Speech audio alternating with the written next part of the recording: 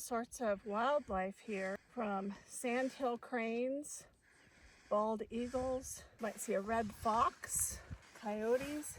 Oh, maybe that was a red-tailed hawk that we saw with a fish, pronghorn, and muskrats. And also there are ospreys, great blue herons, of course the ground squirrels, oh, long-tailed weasels, and moose, and American white pelican. 15 to 20 pounds of fish a day. What did we see at the kiosk? They saw bear this month. This month.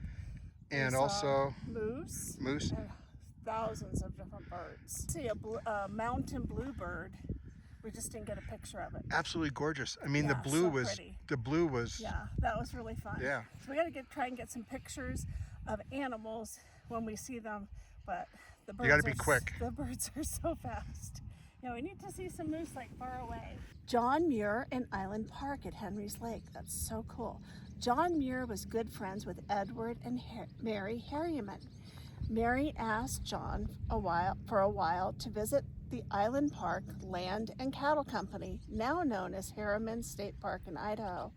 With the controversy arising around the Hetch Hetchy Valley and Yosemite Conservation, John decided it would be a welcome break. In August 1913, he came to the area, and the following is an excerpt found in his journal. So these wonderful drawings and etchings